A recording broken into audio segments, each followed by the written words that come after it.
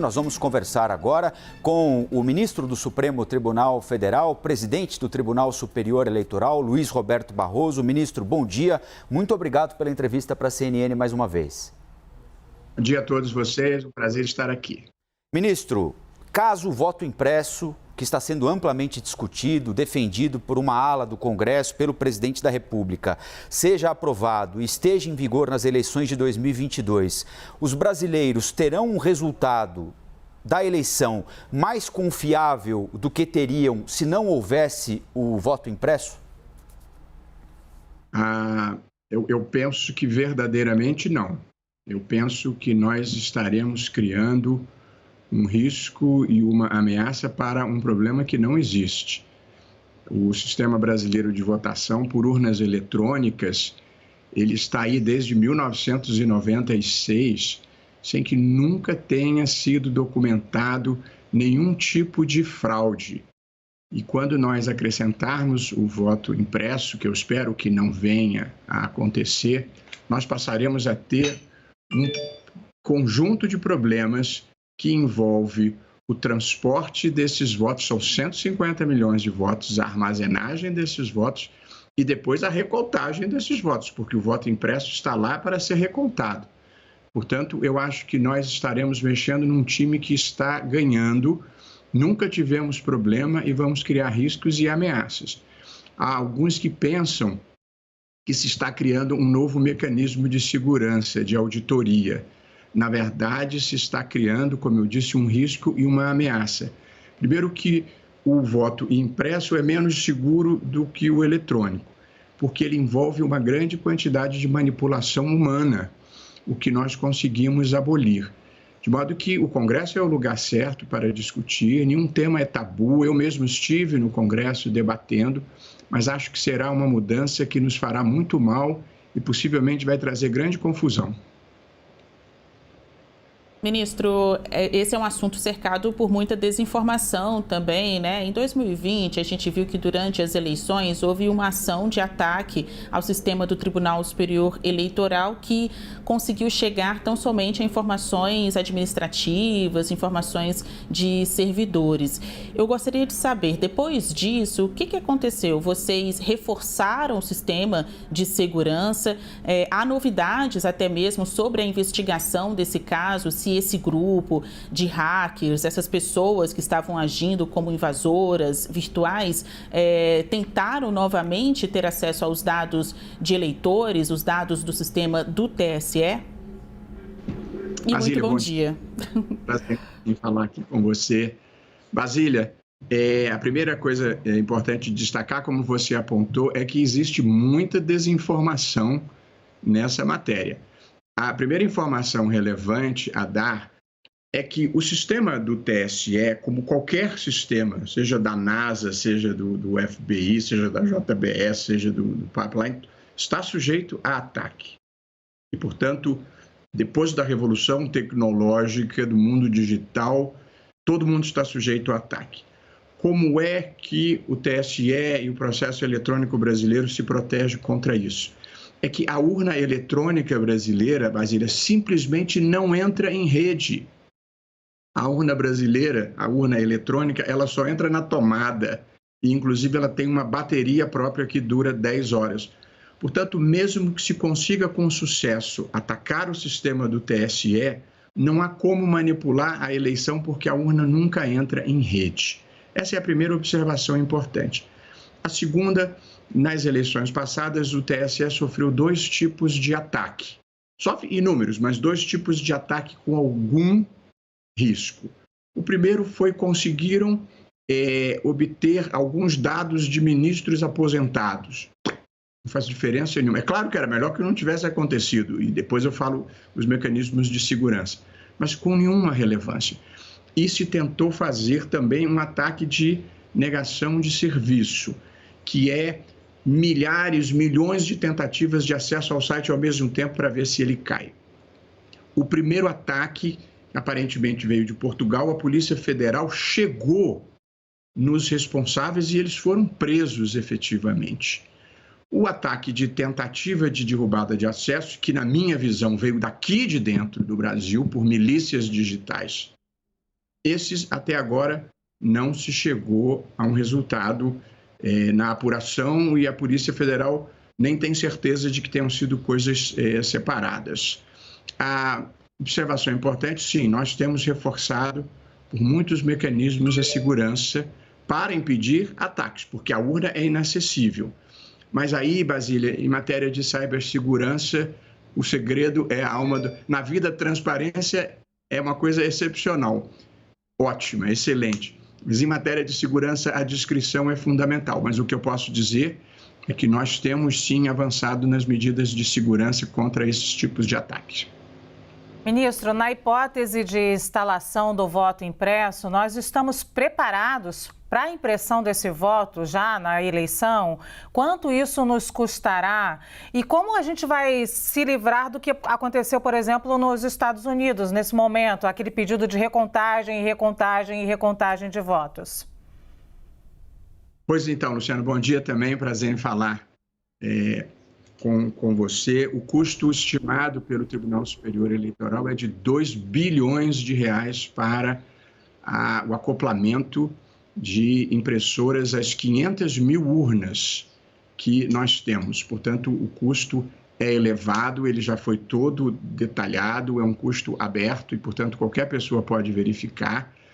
Você tem toda a razão de que há pouco mais de um ano das eleições nós começarmos um processo licitatório. Não é qualquer impressora de balcão, é uma impressora que tem que ser feita especialmente, tem que ter um canal de comunicação criptografado com a urna. Portanto, nós vamos ter que abrir uma licitação, especificar o que precisamos, depois tem que fazer o projeto, fazer a licitação, tem muitos concorrentes, às vezes tem recurso administrativo, tem recurso judicial, não é fácil.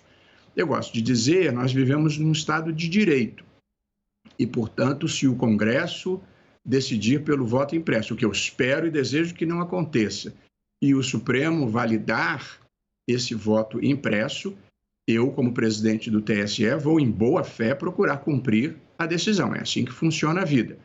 Mas há muitas dificuldades. E como você bem observou, além de todo esse custo, além da dificuldade da licitação, além dos riscos para a segurança, que depois eu posso explicar por que é o maior risco de fraude, nós não vamos eliminar o discurso dos derrotados. Na democracia, em toda parte, o choro é livre. E, portanto, tem voto impresso dos Estados Unidos, o presidente Trump diz que houve fraude. Tem voto impresso no Peru e a candidata Keiko Fujimori disse que houve fraude. Tem voto impresso no México e o hoje presidente, quando perdeu, López Obrador, disse que houve fraude. Portanto, nós vamos gastar esse dinheiro, vamos aumentar os riscos e não vamos eliminar o discurso da fraude. Você tem toda a razão. E o risco de fraude aumenta muito com o voto impresso. Aliás, foi para isso que nós criamos o voto eletrônico, para acabar com a fraude no voto de papel. Ministro, bom dia. Gustavo Uribe. Ministro, eu tenho uma dúvida em relação ao experimento que já foi feito em algumas urnas em relação ao voto impresso. Lá em 2002 foi feito um experimento e foram observados alguns problemas, por exemplo, travamento da impressora ou falta de tinta. E aí alguns fiscais das sessões tiveram que entrar na urna para avaliar o que estava acontecendo. Os senhores já pensam em alguns protocolos para, em casos iguais a esses, não haver o problema do sigilo do voto ser quebrado? Bom dia, Uribe. Prazer falar com você também. Uribe, esses problemas são graves, mas não são os maiores. Mas é verdade. Em 2003, nós temos um relatório, o Tribunal Superior Eleitoral era presidido pelo ministro Nelson Jobim, e houve um relatório conjunto do TSE com o Senado Federal que identificou um conjunto grande de problemas com o voto impresso que foi aplicado em 6% das urnas. E os problemas foram aumento de filas, aumento dos votos brancos e nulos, aumento da quantidade de casos em que a impressora travou. Quem tem uma impressora sabe como isso é passível de acontecer, e aí trava a impressora, você tem que passar do voto eletrônico para o voto manual e voltar para a velha urna de lona. Se o voto travar no meio da operação do eleitor, você fica sabendo em quem ele estava votando, mas o maior problema para o sigilo, Uribe, é o seguinte: A ideia do voto impresso é, você tem um voto eletrônico, você vota, em seguida aparece na tela toda a composição do seu voto e você bate na tecla para imprimi-lo. O seu voto para presidente, para governador, para senador, para deputado federal, para deputado estadual. Portanto, sai toda a composição do voto na impressão. De modo que, pedida a recontagem daquela urna, você passa a saber a composição do voto do senador, do eleitor. Quem comprou o voto pode ir lá conferir se recebeu o voto da composição inteira e pode combinar com o eleitor de quem ele comprou o voto o seguinte: você vota em mim, que sou deputado federal, e anula o voto de deputado estadual. Eu vou pedir recontagem e vou conferir se você votou em mim mesmo e fez isso que eu estou mandando. Portanto, você vai criar um risco de quebra para o sigilo do voto. Mas o maior risco mesmo, Uribe, é transporte, armazenagem e recontagem. Transporte de voto num país que tem roubo de carga. E, portanto, nós vamos ter que nos preocupar da milícia sumir com o caminhão do voto, do PCC sumir com o caminhão do voto, dos amigos do Norte subirem com o caminhão do voto. Depois tem que montar a guarda e depois vai ser recontagem manual. Nós vamos voltar àquela velha mesa apuradora em que aparecia voto, sumia voto. Nós vamos voltar no tempo. Alguém diz, não, mas na Alemanha não é assim. Sorte a deles, que não tiveram o histórico de fraudes que nós sempre tivemos aqui com o voto de papel, que não tem milícia, que não tem PCC. E, portanto, lá não tinha voto de cabresto, lá não tinha voto formiguinha, lá não tinha eleição a bico de pena, lá não tinha mapismo. E, portanto, nós encontramos uma solução extraordinária para um problema que nós tínhamos. E agora, para imitar os outros, nós vamos fazer pior? Ministro, há dois argumentos frequentemente utilizados por quem defende a impressão do voto, que são a inexistência quase que generalizada da utilização da urna eletrônica em outros países do mundo e, segundo os defensores do voto impresso, a impossibilidade de auditar o resultado da urna eletrônica. Então, eu queria que o senhor dissesse para a gente, lembrasse... como é que foi auditada a eleição, por exemplo, de 2014, quando o PSDB perdeu a eleição por uma margem pequena de votos para o PT e, em determinado momento, questionou a contagem. Um resultado por uma margem pequena de votos. O senhor lembrou o resultado da eleição peruana agora. Vamos tentar projetar um cenário assim em 2022. Uma diferença mínima de votos para definir quem vai ser o presidente da República num segundo turno. É possível auditar esse resultado? Se um dos candidatos, se o derrotado, evidentemente, pedir sem a impressão do voto, e por que é que outros países não usam o nosso sistema? Queria que o senhor respondesse especialmente a quem defende o voto impresso. Olha, alguns outros países adotam o sistema puramente eletrônico. Nos Estados Unidos, diversos estados da federação adotam o voto eletrônico e outros países adotam o voto eletrônico digital, via internet. Porém, é verdade que a maior parte dos países ainda adota o voto, ou o voto de papel em cédula, ou o voto impresso. E eu gosto de trabalhar sobre fatos reais. Mas veja, são países que não tiveram esses problemas históricos que nós tivemos, que vão desde o escândalo de Proconsult, que foi já nos anos 80, até toda a experiência brasileira que começa com o Império e cruza toda a República Velha, em que a fraude era a tônica da eleição brasileira. A urna eletrônica acabou com a fraude. Desde 1996, Luciano Huck e Colombo nunca se denunciou de maneira relevante qualquer tipo de fraude, com qualquer tipo de comprovação. Portanto, nós, como disse, estaremos apresentando uma solução arriscada para um problema que não existe. Os outros países não adotam, provavelmente porque eles não tiveram os problemas que nós tivemos. Na Alemanha não teve, nos Estados Unidos não teve. Lá tem voto pelo correio. Por que a gente não tem voto pelo correio? E aí, eu mesmo nos Estados Unidos, um professor me perguntou, eu disse que vão assaltar o carteiro e encher o malote dele de voto falsificado. E ele me disse, não, aqui nos Estados Unidos isso é um crime federal, o sujeito vai preso imediatamente. Eu disse, no Brasil o sujeito desvia 70 milhões, a gente não consegue prender, imagina. Portanto, não adianta a gente copiar a vida dos outros, nós temos outras circunstâncias. O sistema é auditável pelo menos 10 vezes. Ele começa o desenvolvimento do programa com o que nós chamamos um teste público de segurança. Você não imagina como funciona se você entrega a urna eletrônica para universidades, empresas de tecnologia, hackers que se apresentem, partidos políticos e digam: tentem violar a urna com o programa inserido. E aí eles tentam violar, quando aparece alguma vulnerabilidade, conserta-se essa vulnerabilidade. Em seguida dessa fase, abre-se o programa, o código-fonte, e os partidos políticos todos são convidados a enviar os seus técnicos para acompanhar o passo a passo do desenvolvimento do programa. Quando está todo mundo satisfeito, o programa é assinado digitalmente e é lacrado, que é uma blindagem digital. A partir desse momento, aquele programa não roda mais se ele for adulterado. Esse programa é enviado para todos os TREs e é inseminado na urna, também sob fiscalização da Procuradoria-Geral da República, da OAB, de todos os partidos, para confirmarem que aquele programa assinado digitalmente e lacrado é aquele que está sendo inserido na urna. Não há como rodar um programa adulterado. No dia da eleição, quando começa as eleições às 8 horas, essa urna imprime um boletim chamado zerésima, que prova que não tem nenhum voto dentro. Quando termina as eleições às 17 horas, a urna imprime o boletim da urna, o resultado sai às 17 horas com os votos que todos os candidatos receberam naquela urna. Além disso, há um arquivo na urna chamado Registro Digital do Voto, que funciona como versão digital da velha urna eletrônica. Tem todos os votos, mas não na sua composição presidente, governador, senador, é embaralhado, mas todos os votos recebidos pelos candidatos estão lá.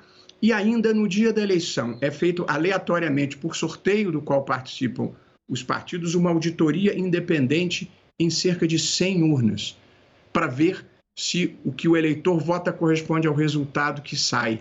Portanto, são tantos mecanismos de auditoria que é até difícil de sistematizar, e se eu detalhar mais, sou capaz de matar de fastio um espectador seu a essa hora da manhã.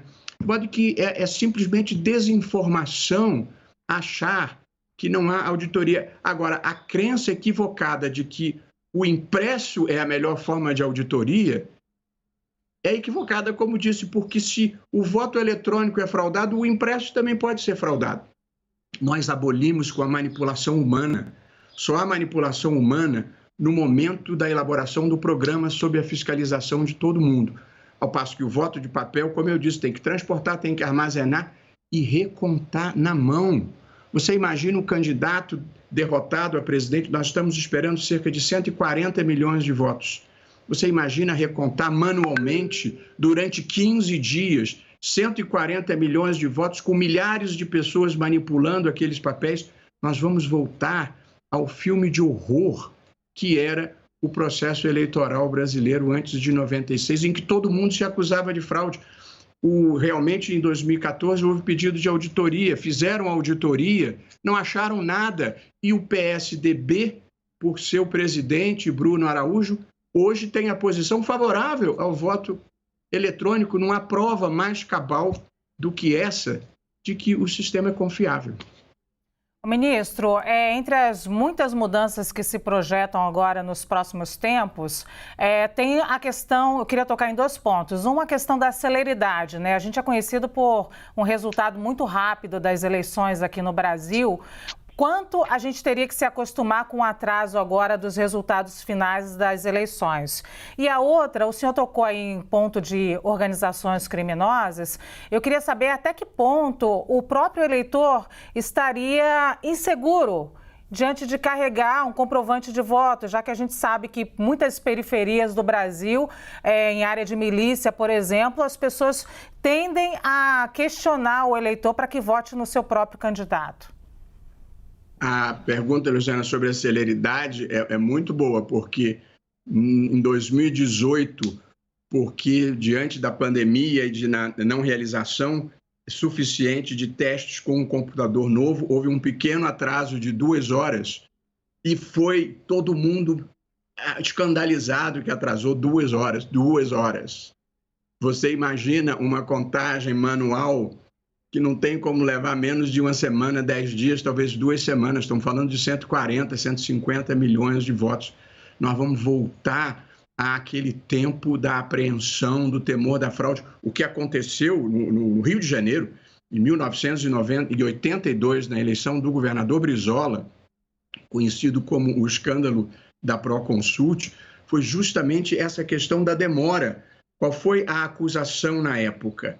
Que haveria uma conspiração contra a eleição do candidato Leonel Brizola e que, então, eles estavam trazendo todos os votos do interior e contando primeiro e lançando primeiro votos de papel, para criar o ambiente de que o Brizola teria perdido e outro candidato teria ganho, e os votos da capital, quando fossem finalmente contabilizados, eles iriam transformar os brancos em votos contra o adversário. O que aconteceu é que o Brizola convocou uma entrevista, eu estava lá, eu vivia lá, eu acompanhei isso. O Brizola convocou uma entrevista coletiva com correspondentes estrangeiros, denunciou a fraude e ela não aconteceu, não se conseguiu demonstrar a fraude, aparentemente porque ela foi abortada. Mas sempre lembrando, era tempo de voto de papel, era voto em cédula. E que depois eles totalizavam numa máquina de contar, não numa urna eletrônica. Portanto, a demora era o caminho da fraude, ou o caminho da fraude imaginada. Portanto, você imagina a manipulação de votos à mão. Nós acabamos com isso.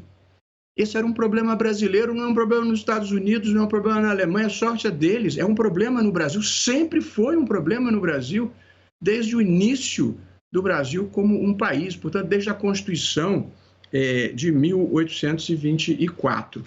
A questão do comprovante, eu preciso ser preciso. A ideia não é o eleitor sair com o voto impresso, um comprovante na mão, porque isso quebraria o sigilo, isso seria nem cogitável. A ideia é uma impressão que cai dentro de uma caixa lacrada. Portanto, o eleitor não sai com o voto na mão. Porém, a única finalidade do voto impresso é se prestar à recontagem, porque senão não serve para nada. E aí o risco do sigilo, Luciana, vem quando se faz a recontagem do voto impresso, porque aí vem a manipulação e a possibilidade de verificar a composição do voto do eleitor. Cada urna tem cerca de 400 votos. Então, o candidato comprou 100 votos naquela sessão eleitoral, porque, infelizmente, a compra de voto ainda acontece no Brasil. Nós fazemos tudo para impedi-la e para desestimulá-la, mas acontece. E, portanto, ele vai verificar se ele teve os 100 votos lá. É muito fácil ele saber e se os votos foram nele, e ele tendo a composição inteira do voto, ele pode combinar com o eleitor como fazer para ele poder identificar o voto. Ou seja, nós não ganharemos nem 1 milímetro em segurança, porque o voto impresso é menos seguro do que o eletrônico. Portanto, nós vamos ter um mecanismo novo de auditoria que é menos seguro do que o objeto que está sendo auditado, o que contraria toda a lógica. E detalhe, para acreditar no voto impresso, tem que acreditar na urna eletrônica. Quem imprime o voto é a urna eletrônica. Portanto, ainda temos um paradoxo. Ministro, uma última pergunta para encerrarmos a entrevista. O presidente da República, Jair Bolsonaro, tem reiteradamente dito que tem provas de que houve fraude na eleição de 2018, quando ele partiu de índices irrisórios nas primeiras pesquisas de intenção de voto para a condição de presidente da República. Ele afirma, e já fez isso mais de uma vez, como eu disse, a última na quarta-feira da semana passada, ter provas de que venceu a eleição de 2018 no primeiro turno, sem a necessidade de disputar o segundo turno contra o então candidato Fernando Haddad do PT. Gostaria de saber do senhor, na condição de presidente da Justiça Eleitoral, há 1 ano e 4 meses arredondando da próxima eleição nacional, de que forma o senhor avalia o peso que tem essa acusação feita pelo presidente Jair Bolsonaro e se ele já prometeu entregar ao senhor, o ministro responsável pela Justiça Eleitoral, as provas de fraude que ele diz ter para que essas supostas fraudes não se repitam em 2022. Sendo nunca houve fraude documentada, jamais. A única vez em que houve algum tipo de questionamento foi a auditoria solicitada pelo, à época, candidato Aécio Neves, que foi feita e não apurou absolutamente nenhuma impropriedade, porque não há. Se o presidente da República ou qualquer pessoa tiver alguma prova de fraude, porque eu não tenho paixão por urna eletrônica, não, eu tenho paixão por eleições limpas. E, portanto, qualquer pessoa que tenha alguma prova de fraude ou de impropriedade tem o dever cívico de entregá-la ao Tribunal Superior Eleitoral. Estou esperando de portas abertas e de bom grado. O resto é retórica política, são palavras que o vento leva. Ministro Luiz Roberto Barroso, muito obrigado pela entrevista aqui para a CNN mais uma vez. Um bom dia de trabalho ao senhor e até uma próxima. Bom dia, é um prazer estar com vocês todos. Bom dia, Brasília. Luciano, para vocês. Sucesso. Muito obrigado. Ministro, obrigada.